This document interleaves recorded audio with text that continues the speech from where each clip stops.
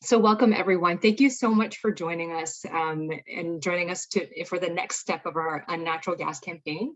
My name is Melissa Lem. I'm a family doctor in Vancouver, which is I want to acknowledge that I'm speaking from the unceded and traditional territories of the Musqueam, Squamish, and Tsleil-Waututh nations on this day after the autumn equinox. And as we enjoy this season's harvest, I want to express my gratitude for the Indigenous peoples across the province who have protected and stewarded these lands and waters since time immemorial and continue to do so. So again, welcome. This is the next step after our Unnatural gas campaign, where we launched with the billboards and with our open letter to the MLAs and Premier Horgan. And now the purpose of this is to give you some background about natural gas and fracking within BC and their health risks, and also kind of train people up on how to meet their MLAs. So thank you so much. The first half of the webinar will be led by our amazing CAPE Executive Director, Dr. Anjali Helferty, and then the second half will be giving you some background information about the local and global health risks of fracked natural gas. And I'm actually going to put some links into the chat that are quite relevant to this meeting.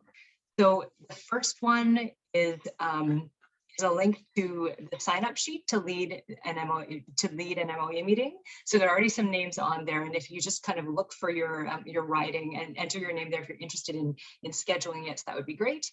The second link is to the MLA meeting toolkit, which Dr. Kevin Liang was wonderfully put together. And so that just gives you all the information you need, kind of a summary of what Anjali is talking about today about scheduling a meeting and conducting it in an effective way. And the third link is our Unnatural gas briefing note, which we recommend that you leave behind with your MLA after the meeting and just read it for background also. All right. So, and then one more housekeeping thing is that we're planning to save the Q&A. The Q&A is to two parts. So the first part will be after, at the end of Anjali's session, when she talks about how to meet your MLA. And the second one will be after we deliver sort of background information about fracking and LNG and health. So without further ado, I'm going to introduce CAPE's Executive Director, Dr. Anjali Helferty, to talk to us about how to meet our MLAs.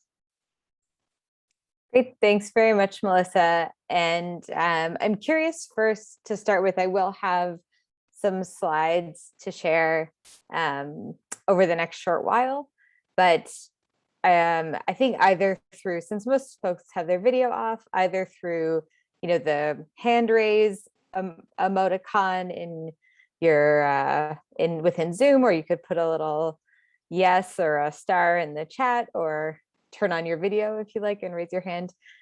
Who has had a meeting with an elected official before today? Yep.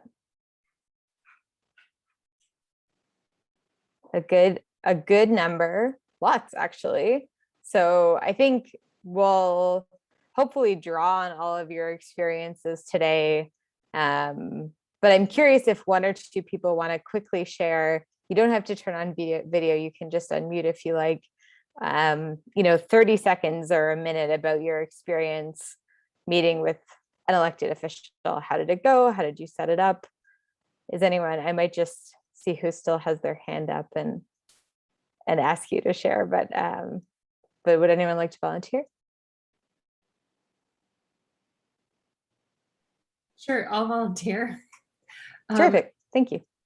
Actually, so I met with my MP actually a couple of weeks ago about the election. It's the first time I've done it, and yeah, it was really great. She was very accommodating and really interested in talking about climate change, and she basically said that she wished more people would talk to their MLAs and their MPs about issues, because we often hear from the public. That's great. Did you have a sense going in that you felt like it would be a friendly meeting? I didn't really know. Not sure. Didn't know. Yeah. It's always nice when it goes that way. Sorry, I think I cut you off. What were you saying? Oh no, it's great to do things like this to help people feel more comfortable. Yeah, and Marianne? So I've had two experiences about 2-3 years ago. maybe 3 years ago, I made an appointment to speak to my MLA, who's the trade minister for the province, about climate change. And he said he didn't know much about it. And I was the only one, and I just talked for about half an hour, and I don't, left him some material, and I really didn't follow up, and I kind of felt like I did a monologue. And then on July 29th, the Canada on Fire Day, I was more organized. And although our MP didn't meet with us on that day, he did meet with us the day the IPCC released its report about 10 days later.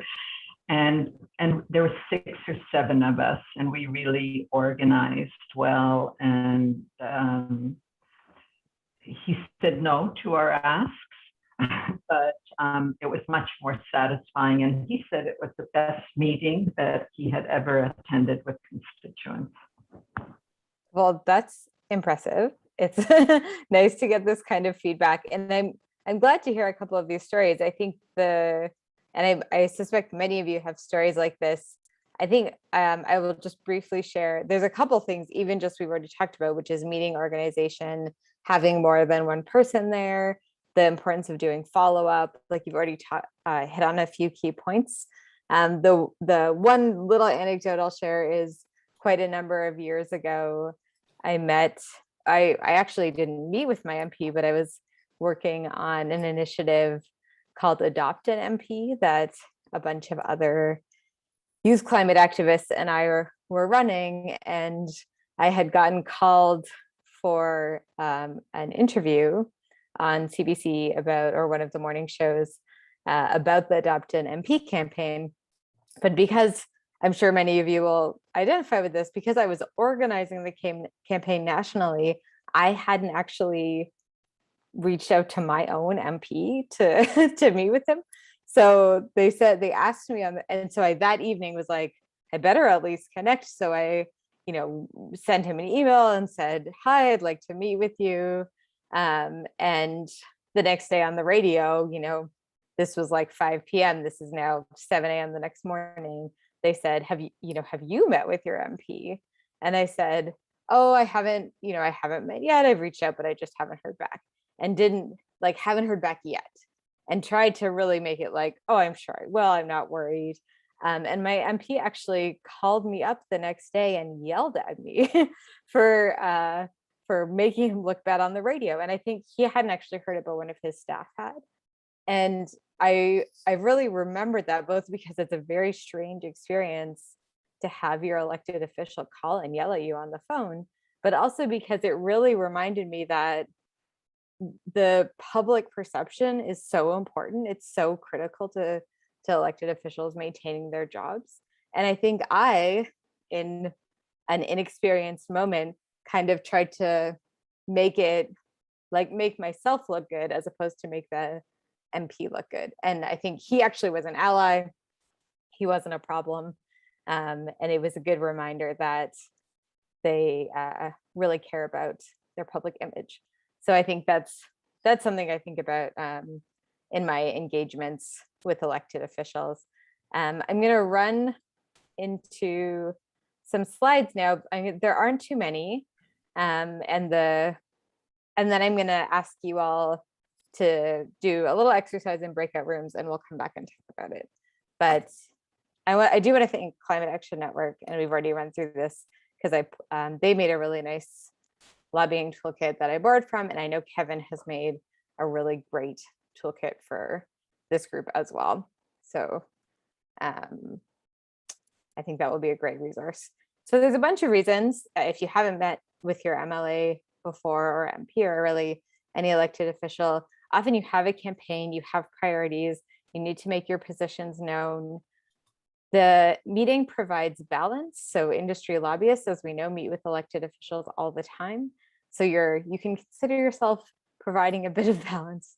There's a key point about building a relationship for ongoing engagement, which I think is particularly possible with MLAs as opposed to MPs, who are a little bit harder to see and connect with all the time. And just a couple notes, and I think this is a group that is from all around BC, so this should work well, but your MLA may only meet with constituents or may strongly prefer to meet with constituents. And you may have seen autoresponders saying, you know, if you're not a constituent, I'm not going to answer your email. I certainly have seen that. So do always, I think I have this in the next slide, include your postal code, say that you're a constituent, include your phone number, include your address if you want to, but for sure postal code and phone number. And then across the campaign, even if you really have a sense that, you know, in this party, the MLAs are going to be receptive, and in this other party, they're not going to, it's still a good idea to meet with MLAs for multiple parties, because at minimum, you will learn what their perspective is. It sounds like, Marianne, you had a meeting where you didn't get your ask accepted, but it was still a good meeting, and it's still an interesting encounter, and you never actually know what the influence will be. It's hard for me to keep track of the chat, by the way, but I'm happy to be interrupted. So if you have something you want to say during this, I would encourage you to unmute and just interrupt me at any point. So in terms of getting a meeting, this is obviously the first step.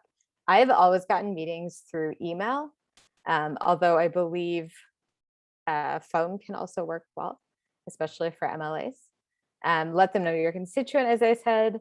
Use the appropriate formal greeting. So, you know, be gracious, be friendly, let them know what topic you want to discuss. Be sure to request a meeting in the email. This should hopefully get you a step in the right direction, especially with this first point of letting them know you're a constituent and providing the postal code and phone number. And I believe Kevin or others are doing a bunch of the coordinating of meetings for your campaign effort. So this step may be taken care of for you for this purpose, but just in general, this is useful.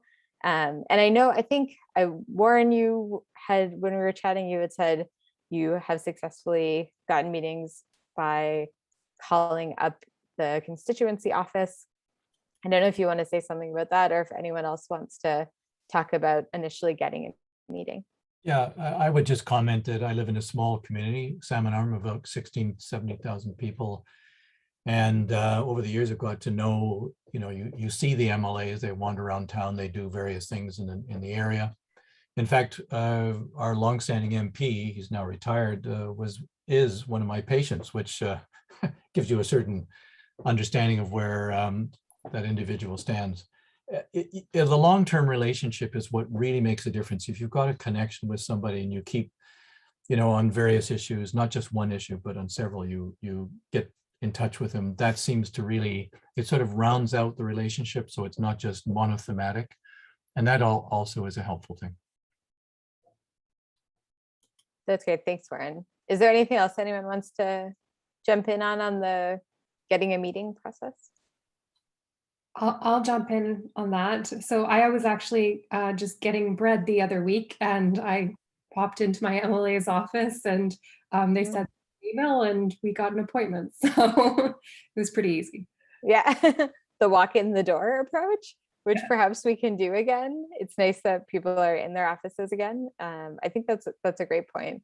It happens that, like Warren, I run into my provincial parliamentarian, that my MPP, all the time. She lives a block away from me, and is a great ally, and I sort of don't feel the need to lobby her, which is a bit silly because it's always those people who you should also engage with. So I'm not doing a very good job of implementing my own advice here, but it's true that you can run into people. It can be really fruitful. All right, meeting prep, and Marianne made the point already about the importance of prep. I hear there's already a briefing note. So for the purposes of the meetings that are being organized right now, you already have it. But if you don't, for sure, prepare a briefing note. There's a ton of examples of briefing notes online. There's, whole trainings about this, but in general, what you'd want is a page or two with white space. So, an easy to read couple of pages. You can do follow up with more details if you are invited to, but something really easy. Definitely find out how long the meeting will be, and then make an agenda that you're going to follow. You don't necessarily have to, and I wouldn't necessarily suggest sending the agenda, but make a meeting agenda that has lots of time for dialogue, which is where the relationship building happens. And I think this group, as a group of health professionals, you would understand that it's in the two-way engagement that you build a relationship. It's not in the presenting and lecturing. Then, so to that end, if you're doing your presentation component, practice it a few times. We always go long. And by we, I mean humans. So you will go long, I will go long today. Practice this presentation component, prep any slides if you'll use them. And in general, when I've done meetings, I plan for a presentation that's no longer than half the time, but ideally substantially less. And then in case your meeting gets cut short, which it very well might, start with your priority points and then identify a few key roles. Pausing in case someone wants to interrupt or ask a question. Yeah, Helen?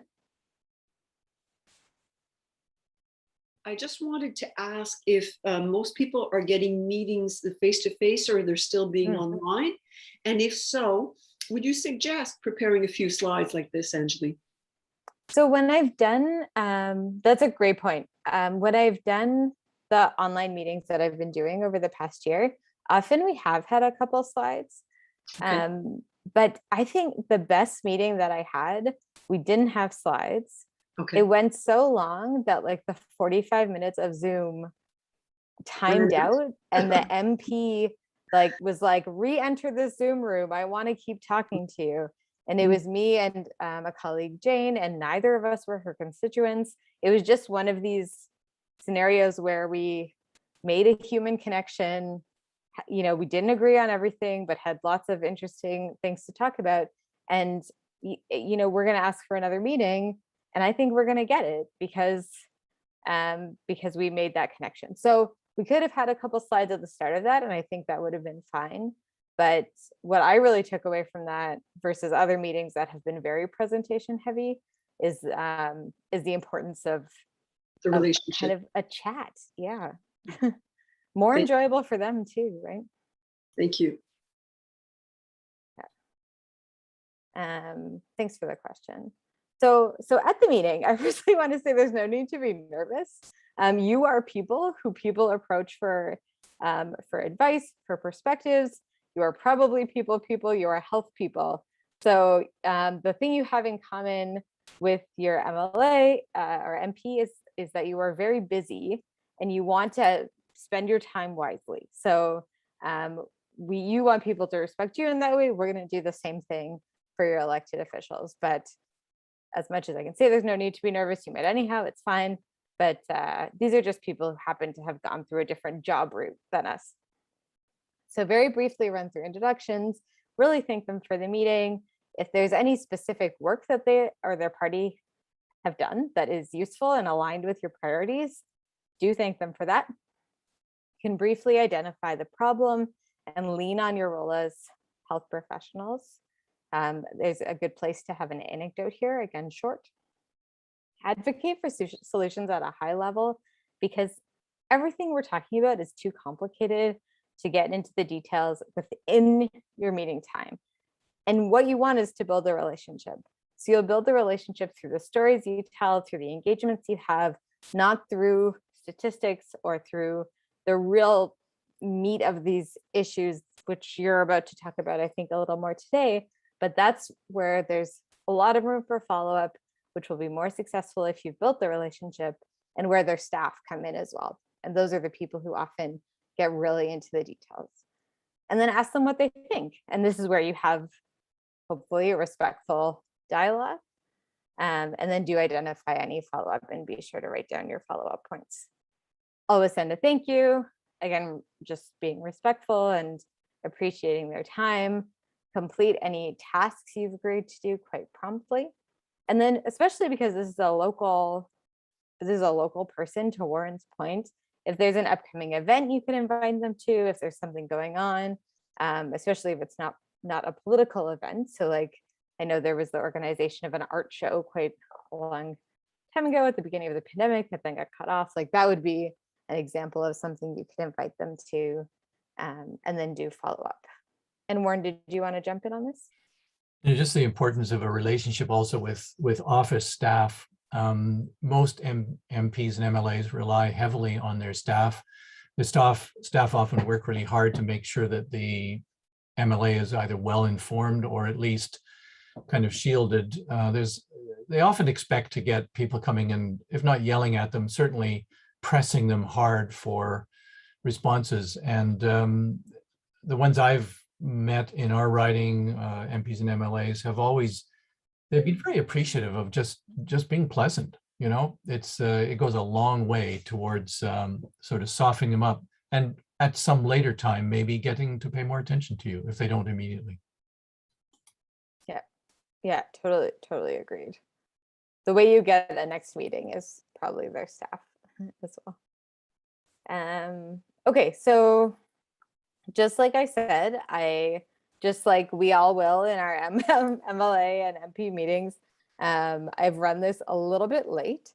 So I will look, maybe I'll end the slide share and see if there's any questions or experiences that haven't come up. And I might leave the breakouts for now, but I will say, maybe what I'll do just before we do that is show you what I was going to run, and you could do this exercise yourself at some point if you like, which is just to get going on some of the content, to take 5 or 10 minutes to develop the introduction that connects to you're working on, pick an anecdote, share your anecdote, this kind of thing.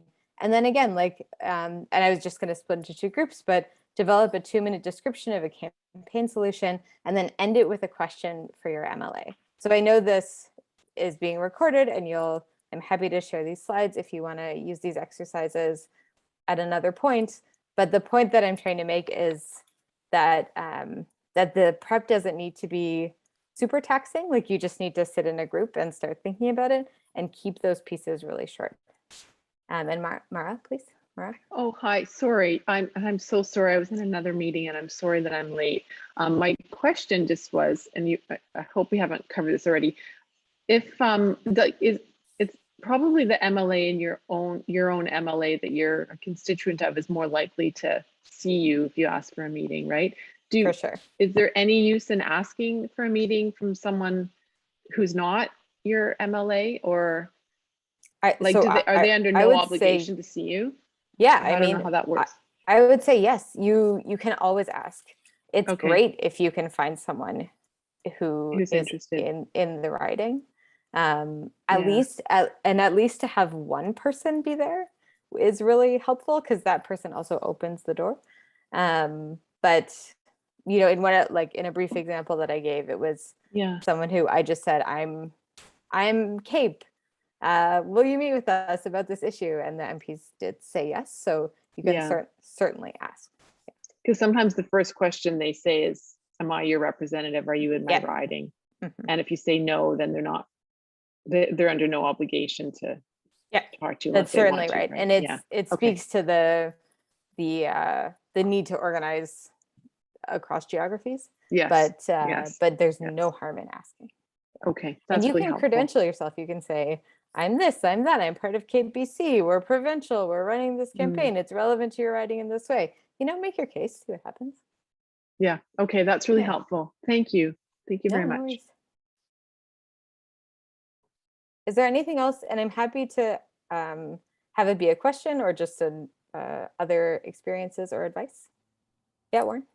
I think it's perfectly legitimate to ask for a meeting with a minister who has a portfolio that's relevant to your issue. We've met with George Heyman, the Minister of Environment, and a couple of other people. And over the years, I've met with people involved with health issues, not necessarily related to the stuff we're talking about today. But when you present a reasonable case to them, they will often be quite accommodating. It's not a difficult thing to do sometimes if you present it well. Yeah. As a kind of a related question, my MLA is the Minister of Education. So while she's my MLA, her portfolio doesn't have much to do with this. I'm not sure, beyond establishing a relationship with her as her constituent, if there's anything in particular I should be asking her for, given that her portfolio doesn't directly relate to the issue. Yeah, I mean, I think I heard the question was a little bit quiet, but the MLAs who are ministers are still your MLA, and you'll have to forgive that I don't have that strong a sense of British Columbia governmental structures, but in general, the ministers are great people to meet with. They're the people who are sitting at decision-making tables. They're probably harder to get a meeting with. It happens. My MP is Chrystia Freeland. I'm like, I want a meeting with her. I'm gonna bang down her door until I get a meeting because I'm like, you are a powerful person and I want to meet with you. So I think in a similar vein, you can certainly request a meeting to talk about issues that are relevant to your constituency. And I would say so much the better if you can manage to do it with a minister. But I'd be curious if anyone else has a take on that point.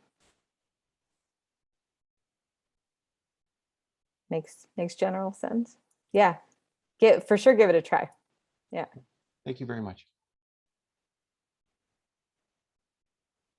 Great. I think I've hit my 30 minutes here. I'm going to stop and turn it back to Melissa. And because I'm in Toronto and it's a little bit late, I may also sign out somewhat shortly, but do feel free to be in touch if anyone doesn't have my email. I've just popped it in the chat, and I'm always happy to engage. Although I will say on this topic specifically, you have a lot of experienced people within the BC group who can, I think, do a lot of organizing and advice. So I'm happy to have organized a presentation for you today.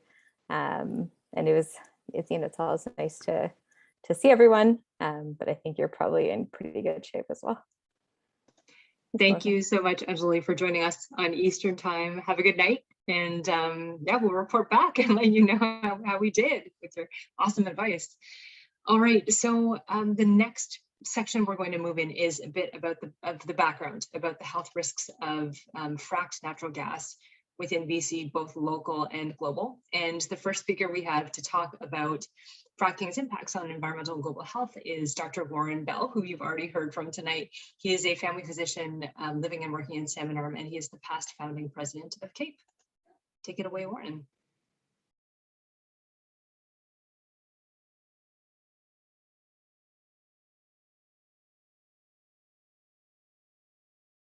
Warren, you're muted. There we are.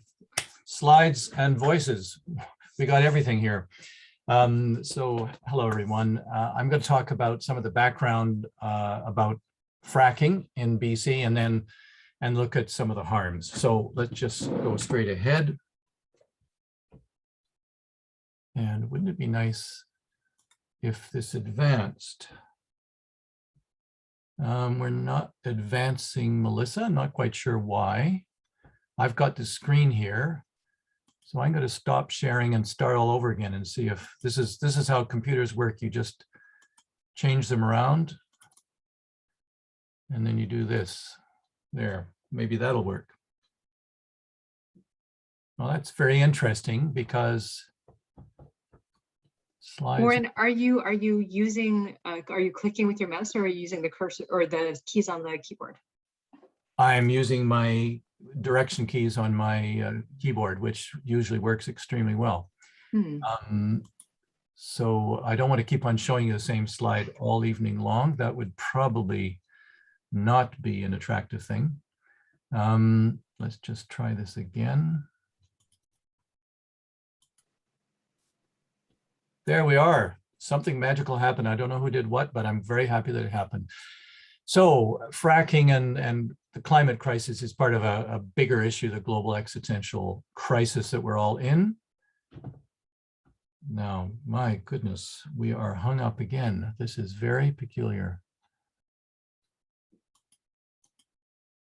Okay, let's try this. I have no idea why we're having such issues. Okay, let's hope this keeps on going. Some definitions. Natural gas is essentially methane. Methane is the simplest hydrocarbon. A greenhouse gas is a gas that absorbs and traps heat in the atmosphere. And methane, which is what is mostly fracked in BC, is right in there in the mix, one of the important ones. Fossil fuels, there's basically three: coal, oil, and natural gas, which is methane. And I'm emphasizing methane because it's critical you understand that this is a particular gas with particular properties, which we'll come to in a moment. So a little bit of information. This is one particular fact about methane you should all know about, and that is that it's much more potent as a greenhouse gas over approximately 20 years. It's still more potent over 50 years, but in the first 20 years, it's massively more potent as a greenhouse gas. It traps heat much more effectively than carbon dioxide. Second point is that when fracking is carried out, there is a problem called fugitive emissions. In other words, gas leaks from the wellhead and from various other places. It also leaks out of wellheads that have been decommissioned and plugged. They don't get plugged. They leak for years afterwards. About 25% of all wells do that. So methane is being discharged into the atmosphere constantly from all of the wellheads in any particular field. So how did this all happen in British Columbia? It didn't just come out of the air. Very interesting. Some of you may remember Gordon Campbell. You remember his carbon tax. That was something that was considered pretty advanced.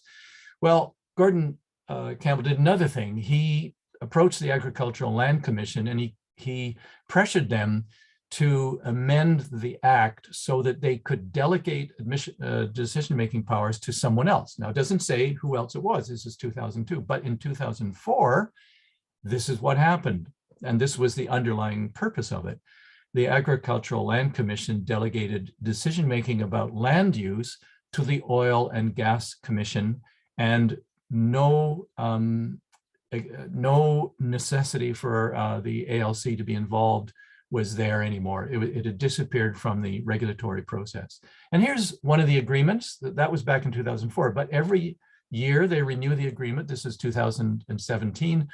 And in this agreement, there's one key part of it, and that is that the two entities, the Agricultural Land Commission and Oil and Gas Commission, agree that oil and gas activities and ancillary activities located in the identified ALR lands are exempt from the requirement of an application under the agricultural side of things. In other words, oil and gas people, they can do whatever they want in essence. And in fact, Ulrika lives in the part of the world where all this is happening, and she knows full well how hard it is to stop the Oil and Gas Commission from getting something going. And this is another way to describe it colloquially.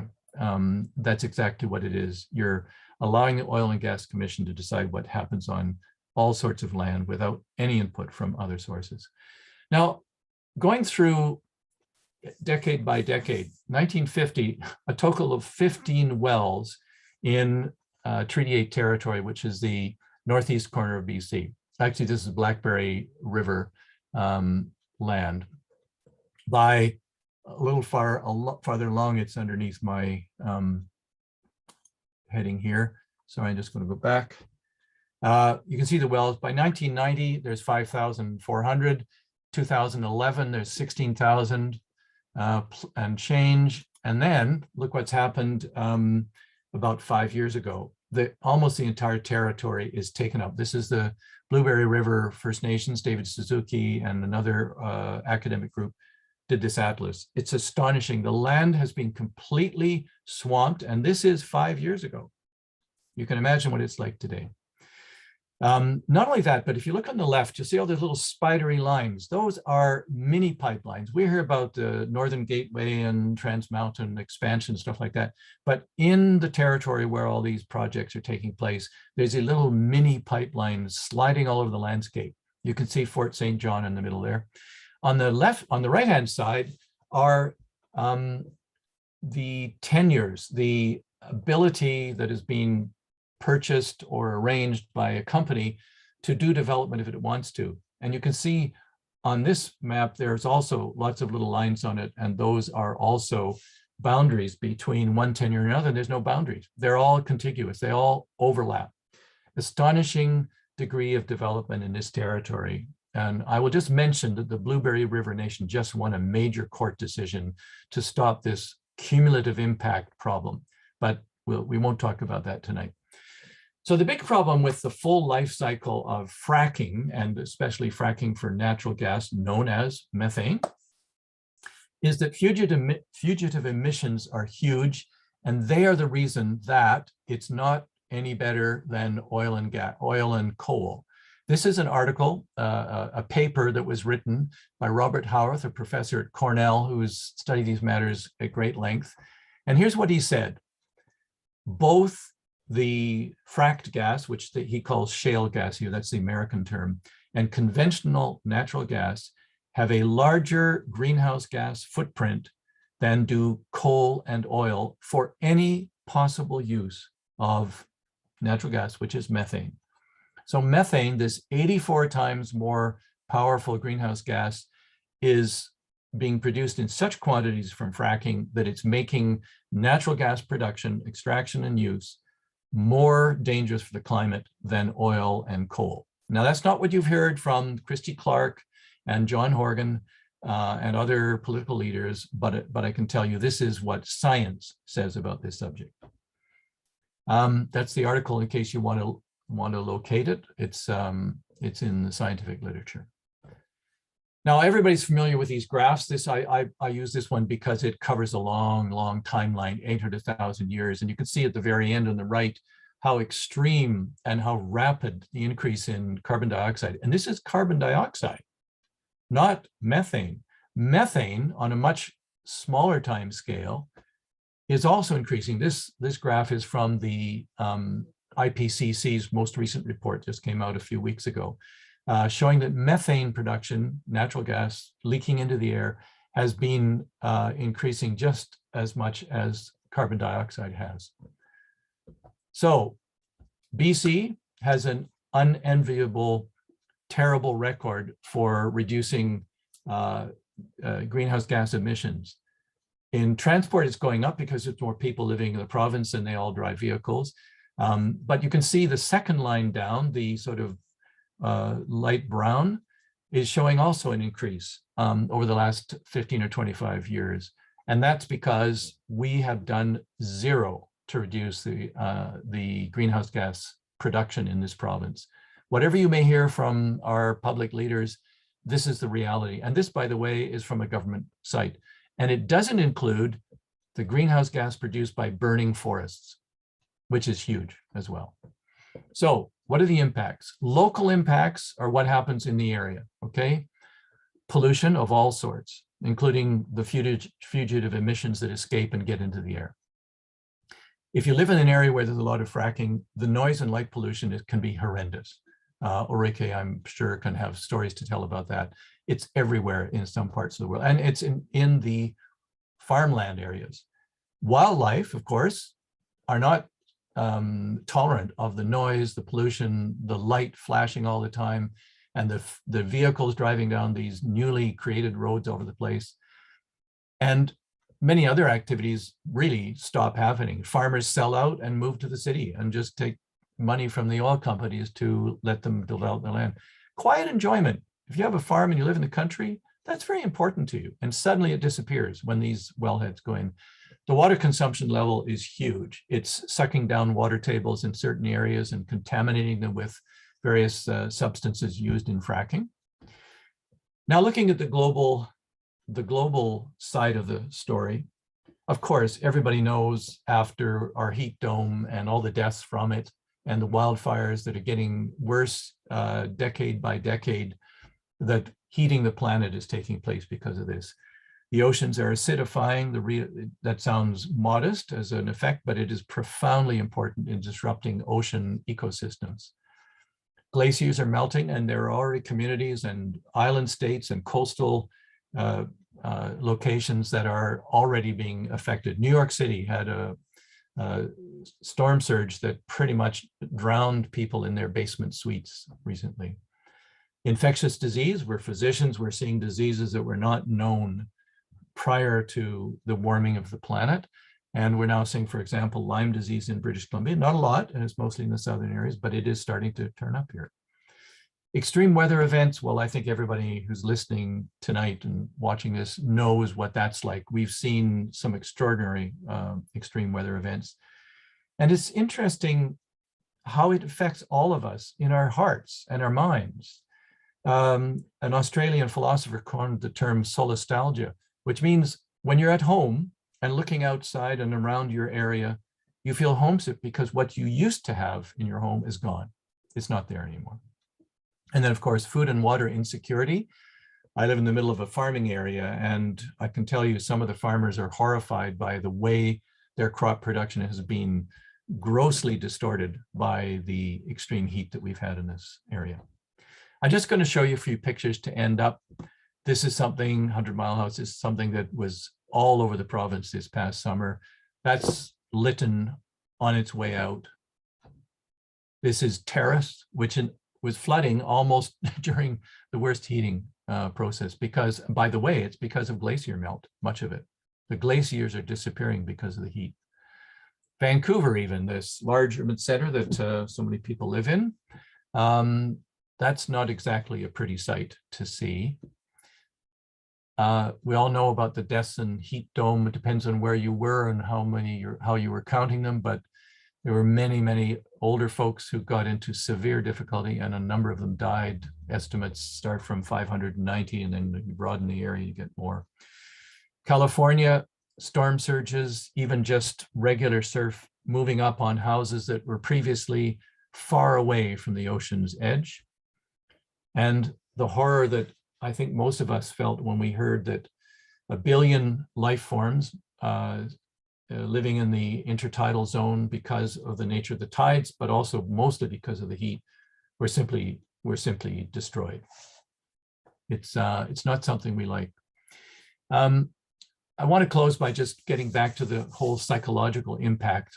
This is a recent poster that was made showing all the different news outlets around the world, Japan, Britain, France, Germany, United States, and Spain, all talking about how so many young people are going through anxious times.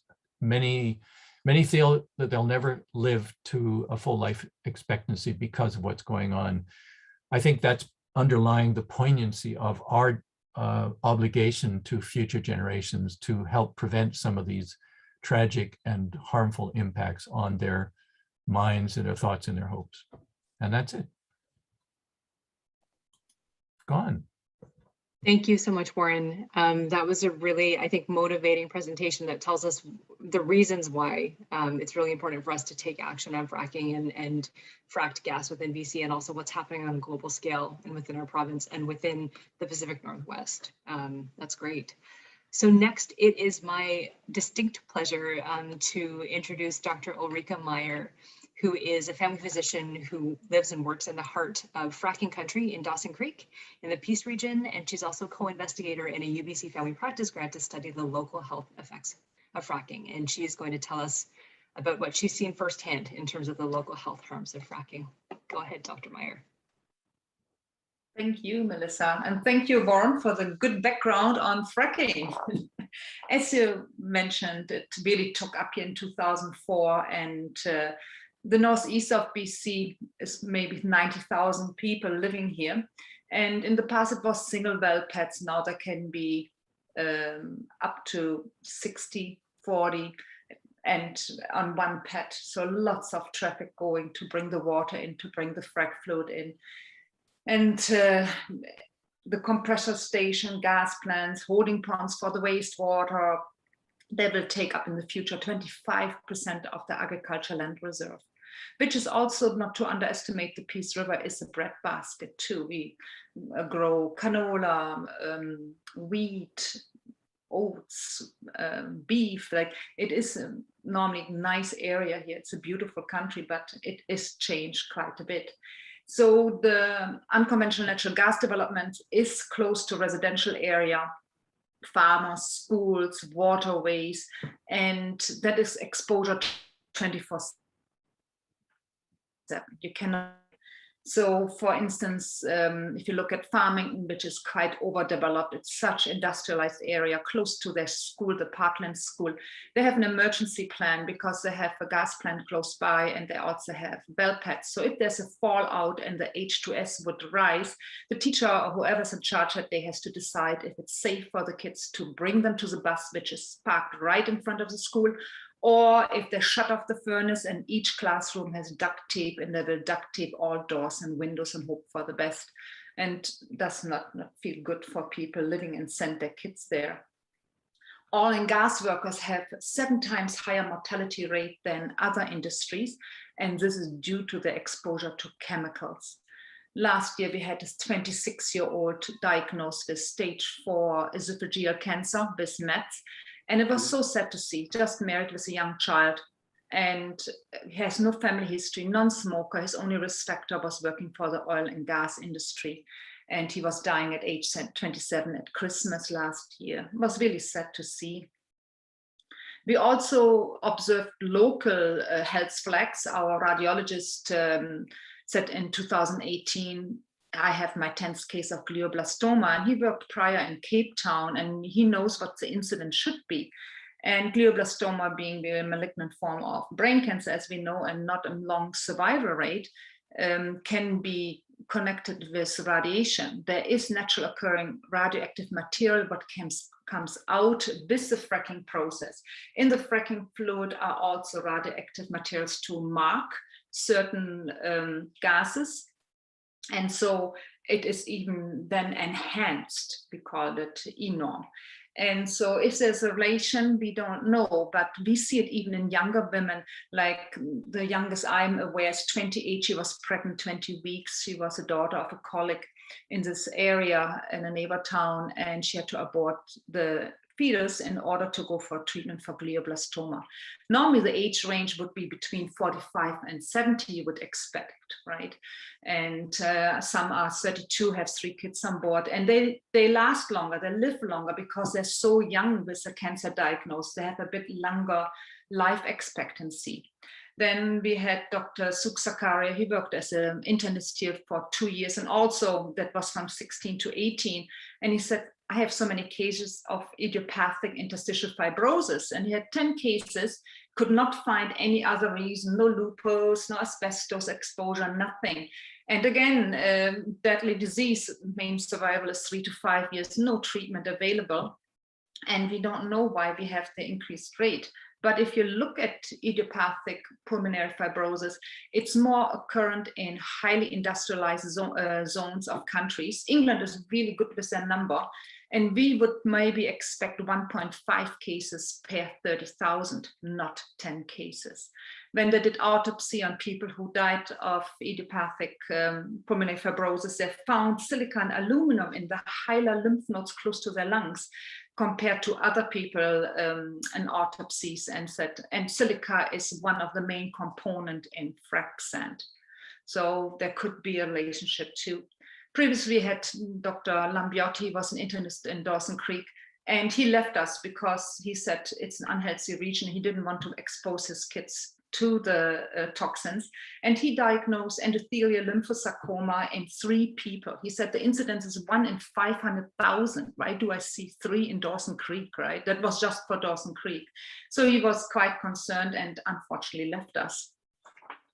Then we were fortunate to have Dr. Elise Caron-Baudouin to come to our area. First time she came as a PhD toxicologist in 2016, and she had funding also by the First Nation, to look at a pilot study for 30 pregnant women in our area. She collected hair and urine samples. And in the hair, she found increased levels of aluminum, barium, manganese, and strontium. The most shocking part was the barium. Barium is a rock bound which you find in the Montney Formation, which we walk on, but it's like 2 to 3 kilometers below us and where the fracking is happening. So rock bound means it should not be in people elevated, right? And so that was quite concerning. And unfortunately, in indigenous women, the levels were higher than in the non-indigenous counterparts. In the urine of these pregnant women, she found increased benzene metabolites, and there are known hormone disruptors. And high exposure to benzene during pregnancy is associated with low birth weight, preterm birth, or childhood leukemia and birth defects, especially cardiac birth defects. As a follow-up, she did in 2020, she looked at over 6,000 births in Fort St. John Hospital over a 10-year period. And she developed a neat way to look at the postal code of these women and put on top the Oil and Gas Commission maps for all the infrastructure, if it's compressor station, multi-well pads, whatever's around these women. And then she could look at the radius. She looked at 2.55 and 10-kilometer radius around these women's home. And she found for the 2.5-kilometer radius an increased risk of preterm birth, and for 5 and 10 kilometers an increased incidence of low birth weight babies. And she also returned in 2019 to do a biometric study, and she was funded for 100 pregnant women. And at the same time, she's, besides hair and urine, she's also doing nail sampling, or she did. And she collected indoor air and tap water from their kitchen sink. And she published just this week the results from the water and air results. And it shows that there were 40 volatile organic compounds in the air and 4 volatile organic compounds in the water, which is quite concerning. It was benzene and toluene, and it's just, yeah, the list is long. And so she did also find that, again, for women with indigenous background, that their levels were higher than non-indigenous women. And she looked for if somebody's smoking, or if their garage is attached to the house, is there a fireplace where you could create volatile organic compounds too. The results from the biometric study part is in the works, but we will see what it will be later coming out. We have ongoing research. We created, there's silver linings always. And I think with reaching out to CAPE, when the health flags were raised by my colleagues, there's no other way to go about it. The politicians, nobody wants to have a concern, not our health authority. There's no harm to humans, they say. And that's their line. And we went to the Oil and Gas Commission. There's nothing what you can do. So reaching out to CAPE was a really superb idea. And Warren Bell came out with Larry Bazelai for a site visit, met with stakeholders here in the hospital, toured the area, and then went via Kitimat down south. And so we did a speaking tour down south, and then formed a research team where we were approached, and it's quite amazing team. They're all volunteers at time. It's hard to find funding, and we want to look at asthma exacerbation in this area. So there's lots of health flags up there. Even Elise with her study findings in air and water approached a public health officer, but there's no appetite to look further in, or that the health authority would support any further research, which is quite disappointing. I think I will try to go to my MLA too.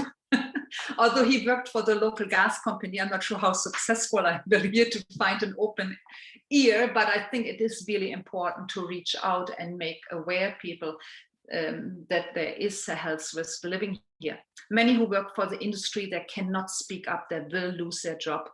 And when my friend and previous neighbor, Karen, an environmental consultant, we toured the neighborhood to get neighborhood letters to prevent a multi-well pad development close to our homes. Many, are afraid to speak up or say it pays the bill, and as long as it's not in front of my house, I'm fine with it. So it's hard to raise the awareness in this region where most are involved in oil and gas industry, and it provides a good livelihood for them. And also the local politicians not having really an open ear for concerns raised. But nothing makes fracking safe, nothing. So in the end, it should be a moratorium in my view, because really nothing can make it safe. Thanks so much, Ulrika. I have to say, every time I listen to you or anyone from the piece speak about what's happening locally, it's just horrifying every single time. And thank you, I mean, for being such a strong advocate, continuing to speak, continuing to do the research, continuing to connect with us. I'm so glad that you did connect so many those many years ago, because you're such an incredible advocate for your local population. So thank you so much. And there will be some questions later. So what I'm going to do next is I'm just going to share my screen here. And I just want to talk a little bit about the indoor air quality risks of natural gas, because what's really interesting is that, like, a lot of people don't know what's happening up north. And certainly when I moved to BC 5 years ago, I had no idea what was happening in northern BC. And so part of what we're trying to do is bring those stories of the north down south. But I think sometimes it's hard for people to identify with them because they're not from that area. They don't know what the flares are like. They don't see their neighbors developing brain cancers and fatal lung diseases, but they do have gas stoves. And so we have tried to highlight this point about indoor air quality being affected in a negative way by burning gas stoves in our campaign. And in fact, when I look at kind of what's out there in a popular way, like on Facebook, or even with my own patients actually approaching me saying, hey, I heard about your campaign, it's the indoor air quality effects that they often point out from their gas stoves because that's what they're familiar with. Anyway, so I'll just do a few quick slides about that. So this is the Switch It Up BC campaign, and Kate helped contribute to it. And I'll just go through a few stats. So in terms of the health risks of home natural gas use, the two major risks would be climate and indoor air quality. So together, BC's natural gas homes produce the same amount of climate pollution per year as over 870,000 vehicles. Currently, close to 1 million BC households heat or cook with natural gas. And unfortunately, this number is increasing despite the fact that we actually should be weaning ourselves off fossil fuels. So for example, last year, the provincial natural gas utility, which I won't name, connected an additional 13,000 homes. So natural gas use, unfortunately, is increasing despite the climate risks. And in terms of indoor air quality, this is what a lot of my patients and a lot of people seem to be concerned about. So natural gas kitchen appliances pollute your home with nitrogen dioxide. And this has been shown in research that it could exacerbate asthma attacks in children with asthma and also other people with chronic lung diseases. In 2015, Health Canada actually issued new indoor nitrogen dioxide safe exposure limits. And in fact, most existing gas ranges do not meet Health Canada's own long-term NO2 standard. So, and again, it's been shown to have more health effects over and above just exacerbating lung disease. So I'd encourage you to check out this website, switchitupbc.ca, to explore a bit more about the indoor health effects. So I just quickly, want to talk about the asks that we have as part of our campaign and as part of what we're asking you to bring forth to your MLAs. And I think based on what you've heard from Warren, from Ulrika, and then from me about the indoor health effects, I think these are founded in a lot of evidence, and I think are what we need to move forward and to make sure that everyone in BC from the north to the south is going to realize a healthy future. So number one, as Ulrika said, we're asking for a moratorium on fracking expansion, not fracking altogether, because that might be a bit of a steep ask for the province.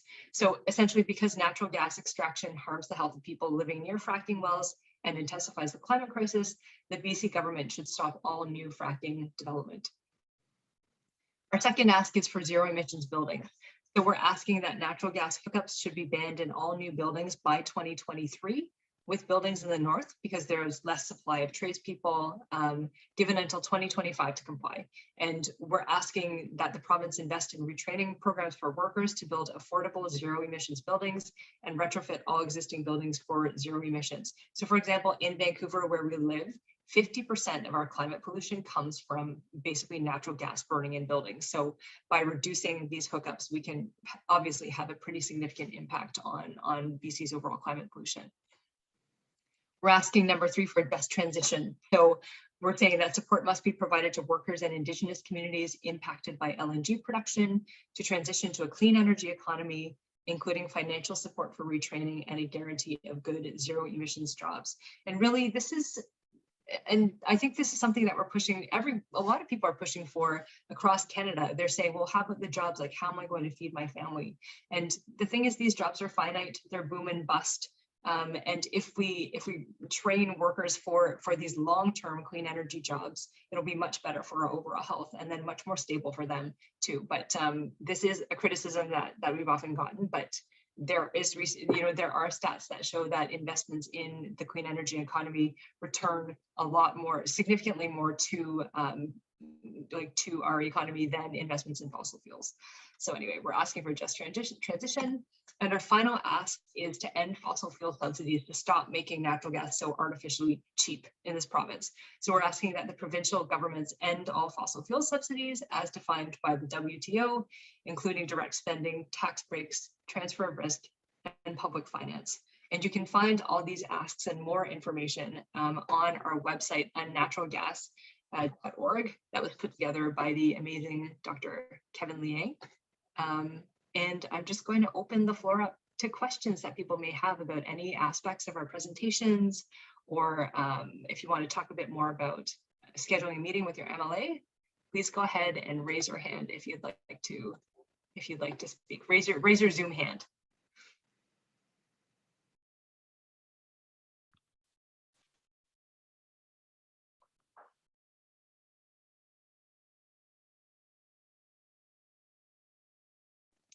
Chad, go ahead and ask your question. Hi, when meeting with your MLA, is meeting with more than one person a physician or otherwise recommended as a preferred way to go about it? Meaning more than one person in the meeting itself, or multiple meetings? No, sorry, more than one person in the meeting. I've heard them refer to having perhaps more effective with a group of people at that meeting, like your 2 or 3 physicians or healthcare workers. Yes, absolutely. Yeah, it's a good idea. Again, strength in numbers, and then it just indicates that there are more people who are interested in that topic and want action on it. And to the question of whether or not there should be multiple meetings, like the more the better. Essentially, the more they hear from different constituents that they're concerned, the more that issue will be front of mind. Because that's something I've wondered about before is, is it just too repetitive? But actually repetition is good from trusted messengers like healthcare professionals. So yeah, definitely strength in numbers. And then often if you have a bit of a bigger group, they'll give you a bit more time also. I know I tried to meet solo with my MLA and he gave me 15 minutes. But when I said, I scheduled a follow-up meeting and I said there are multiple people, he gave us half an hour. So it might also help with timing.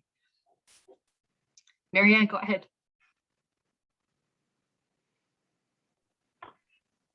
Warren, could you explain the lower graph on the methane? I couldn't figure out what the lower half of the methane graph. The one where there's the carbon dioxide. It's kind of sinus-sized. Yeah, I mean, that's because there's seasonal variations in methane as well, because there is some natural methane produced, not from fracking. So there's a fluctuation. If you see the graph from Mauna Loa, the station in Hawaii that measures carbon dioxide, it's a sawtooth graph. It goes up like that, and that's because there's a change in atmospheric levels through the seasons. So there's an annual fluctuation, but you can see in both those graphs, I don't know if I can go back to it and share. I'll just see if I can get to it quickly.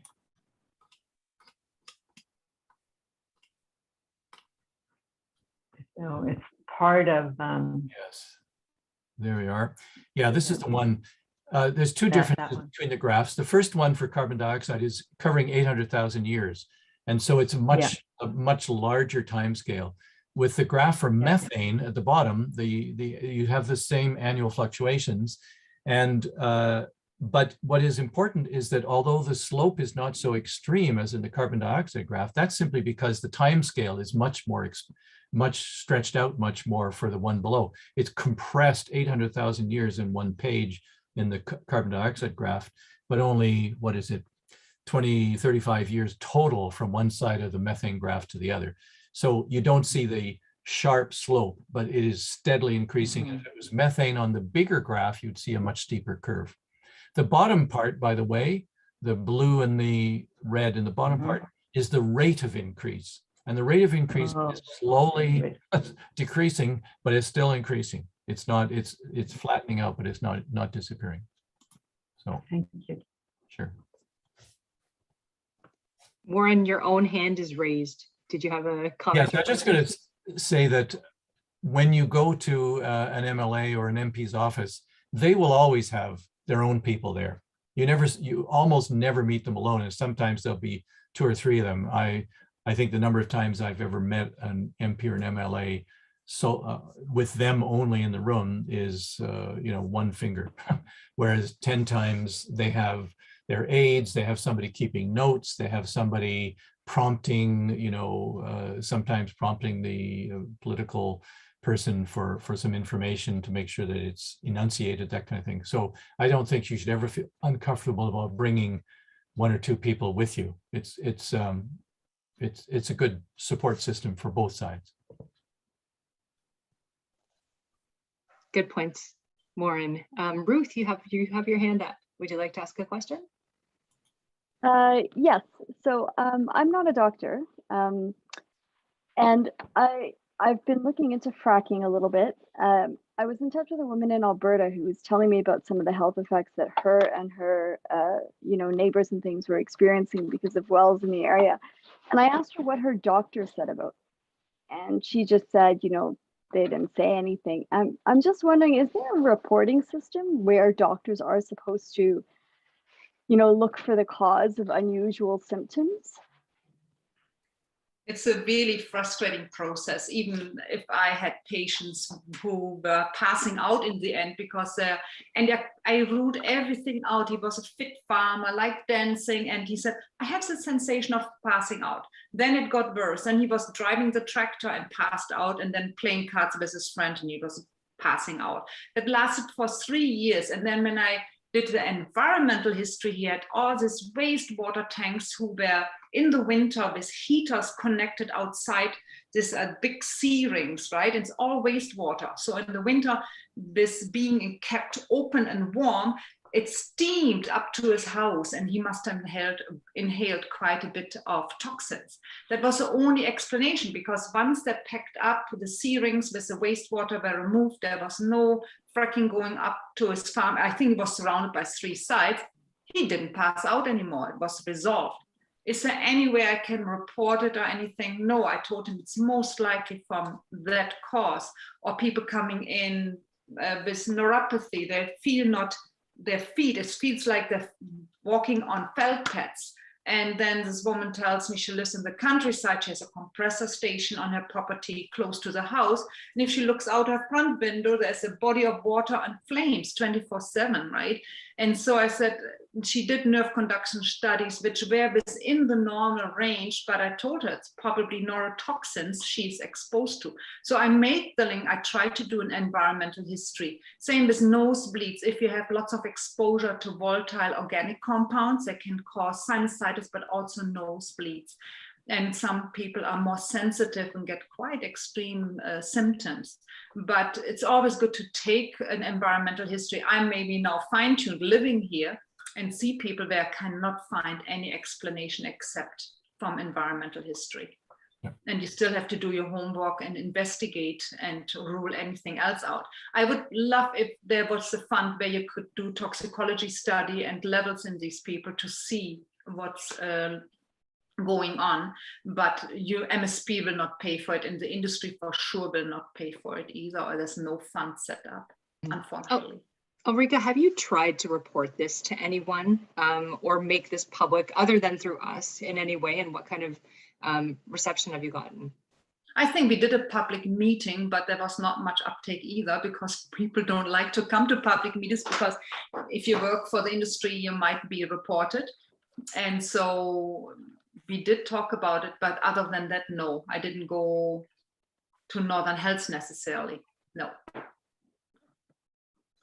So, like, you know, as a layperson, it seems that our doctors should be involved in monitoring these things or bringing those concerns to someone if our government is saying this is safe. I mean, I know doctors are definitely doing their job. It just seems unbelievable to me that we don't have a system where health professionals can take care of their patients to understand the cause of their illness and highlight when, you know, strange illnesses are happening. You cannot say this is 100%. Yeah, but you cannot prove it 100% except doing extensive investigation, which are not covered, and most person or people will not pay out of pocket for further investigation when we do toxicology tests, right? So it's, most people won't be able to do it. It would be great, but you cannot otherwise prove it. I can say there seems to be the most likely explanation, right, for the patient's symptoms. Even with a young man with esophageal cancer end stage at 26, like, this is shocking, right? And it's so sad. But would we necessarily be able to prove it, that it was his exposure at oil and gas and working as a swamp donkey in the tanks and cleaning them? It's high toxic load, right? Makes maybe most likely sin, but you have to, the industry will say, just where's the proof, right? Yeah, thank you. Warren, go ahead. Yes, I've been doing this for many years, looking at environmental toxins, began many years ago with pesticides, and now it's continued to a whole range of other substances. 80,000 to 85,000 of the industrial chemicals dispersed into the environment, and fracking just another source. But there's three reasons why doctors don't pursue this. First of all, public health staff are employees of the government. That means that their salaries are dependent on their behaving appropriately. And we've had public health physicians say things to us privately that they have told us, please do not repeat this in public. And there are examples in this country of public health physicians who have been terminated without cause because they've investigated environmental contaminants. So that's the first thing. You're dealing with, in public health terms, employees who are on salary and therefore vulnerable. The second thing is, physicians are trained to believe and to understand that diseases arise within people. They don't come from external sources, from exogenous sources. Now, of course, infections are different, but when it comes to environmental chemicals, we don't get training at all in medical schools. And that's because there are no environmental medical specialists in the training program of most medical schools. There is now work being done on atypical diagnoses that fall outside, even a collection of symptoms that are not a defined disease as we know it, that are occurring in people because of exposures, but we don't have a mechanism in the training program for identifying these exogenous sources. Third thing is labs that will do the measurements that we would need to have done are extremely few and far between. In the United States, for example, there's basically 2 laboratories, one on the West Coast, one in the East Coast, that do unusual exposure measurements. And otherwise, you have to go to research facilities. You cannot get these measurements done. I'll give you an example. I had a patient who was lived in another community where it was rural. She had 2 children, no problem. She came to our community. She lived in the middle of an orchard that belonged to the family that was using a lot of pesticides. She had 3 successive miscarriages. The third was 24 weeks, just short of viability. It was horrible, but she was a tough lady. The family changed over to using a detergent-based, it wasn't Safer soap, it was something from, I don't know, Amway or something like that, on their orchard. And she went on after 3 more pregnancies and children without interruption. It was like 2 healthy, 3 miscarriages, and then 3 healthy children when they switched over to a different kind of relatively benign sort of insect control mechanism. I've looked over the years for laboratories that would do tests on toxic exposures, and most of them are shut down, and they're just very hard to find. And so we have a kind of a consciousness raising process that needs to take place across the board to identify exogenous toxins as causes of illness. Thanks, Warren. Yeah, excellent, comprehensive explanation. I actually just wanted to highlight a question that someone had. Cheryl Vinshoff, actually, she was asking, I'm sure to Dr. Meyer, where is the school that has the plan for the gas issue? That would be in Farmington, which is outside Dawson Creek, and the school is a Parkland school. Thanks. Marianne, did you have a question? Yeah. So have the medical schools been interested at all, Ulrika and Warren, in any of this? It's hard for me to believe that with, you know, WorkSafe and occupational health, that there isn't, I'm sure you've explored those paths. Yes. But what about medical schools? I mean, that's pretty, you know, with the really notable increase in rate of unusual illnesses. Well, let me comment in medical schools. They're essentially staffed by specialists, and specialists in the traditional disciplines like urologists and neurologists and internal medicine specialists and cardiologists. There is no active environmental medicine specialty there are people who specialize in that area, but in the past they were always looking at people who were hypersensitive, and it was more akin to allergy issues. But in medical school training, it's even having family physicians do medical school training. They don't come in until 3rd and 4th year. Basic primary care training doesn't begin until well through the whole medical process. But the magnitude of the problem is so great that it's starting to come from outside. People like Ruth, who was speaking earlier, and others have started to address these issues and say, why aren't you changing, just as you asked, Marianne, why aren't you training doctors to look for exogenous sources of disease? Let me give one example that's very current. COVID-19, everybody's thinking about these days. There's been a couple of studies looking at PFAS. Now, PFAS stands for polyfluorinated alkyl substances, and Teflon and Scotchgard belong to this family. There's about 5,000 members. They are ubiquitous and they're essentially indestructible. If you get COVID and you have a high level of body burden of PFAS, any of the 5,000 members of this class, your illness is likely to be more severe. And this study was done by some very well-known toxicologists who don't have any access to grind, but they're very knowledgeable about toxicology. You haven't heard a word about it anywhere because it's just not, it's often just not on the radar. It's not being considered as something we should be looking at. So we as a species have a lot of learning to do about what we've done. We all know about climate change. What we've done to the planet and how we need to start addressing it in a much more detailed, granular way, as they say. Right now, it's very, very limited what's going on. I think to add also, I think it's a missing curriculum. And if you look at functional medicine, where you look at the root cause for any problem in a specific person, and you look at everything, the environment, the trauma, and you populate it from preconception to now, it's a nice approach. And there's one functional medicine practitioner, and he said it's a missing curriculum we miss in medical school. It should be ethics, it should be philosophy, it should be toxicology, environmental science, all the things we need to know to actually make good physicians, right? And we practice in reactionary medicine, which is outdated, right? Because you don't prevent any chronic diseases or to optimize the health of the person.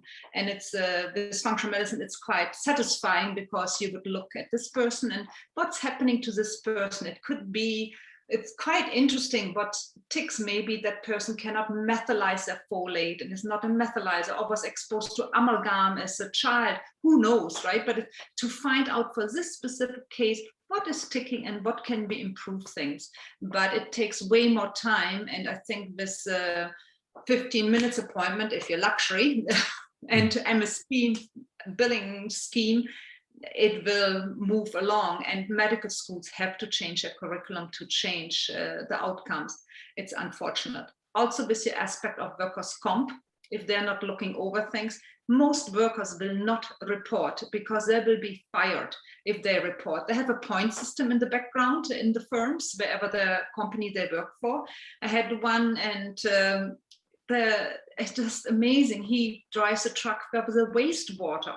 Then he goes where he normally disposes it, and then they get measured, and then his body tells him, "Oh, you're too radioactive. You have to go to the other side."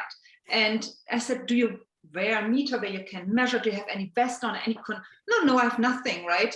And I said, "But you expose yourself all the time driving this radioactive material through the world. And then if it's really highly radioactive, it gets struck to a uranium mine in Saskatchewan." So, but people have no perception. They think they're rolling up their window will protect them from radioactivity. But even if you explain to them, please make a complaint, nothing will happen because they will not even anonymous number from workers' comp say anything. And I think workers' comp must be aware of some things, and that they get penalized by reporting, which is really unfortunate. Workers' compensation, so everybody knows this, workers' compensation is funded 100% by fees from employers. Mm-hmm. There's no employee or public money in the vaults of WorkSafe BC and other workers' compensation systems around the country.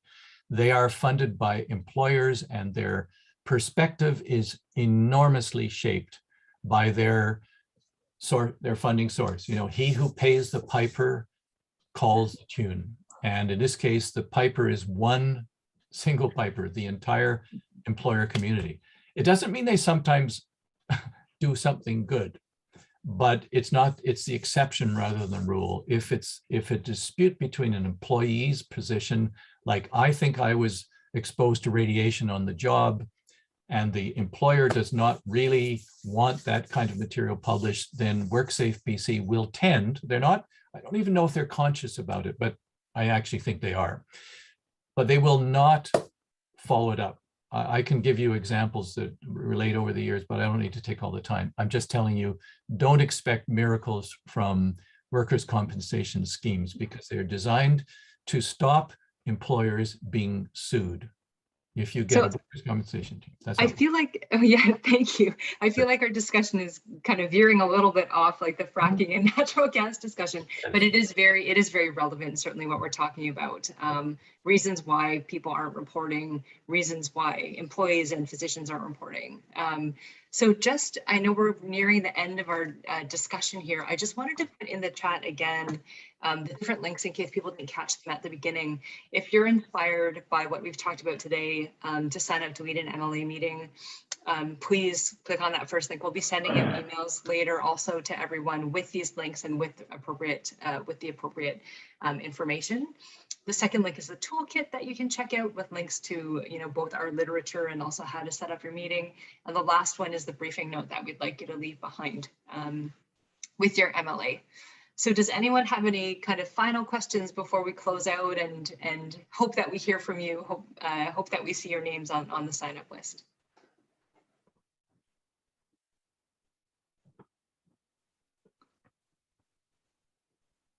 All right, well, thank you everyone so much. Thank you to Ulrika, Dr. Meyer for coming, Dr. Bell for your words of wisdom as always, Anjali who's not here right now, but we'll send her our thanks. And yeah, all of you for your interest and for supporting our campaign. And we hope that we see again your names on our sign up list and and that we hear back from you about the meetings that you had from MLAs. Don't hesitate to reach out if you want some support or further information about anything that we've talked about tonight. All right, thank you everyone, and have a great night. Thank you, Melissa. Thank you, Bye. everyone. Bye.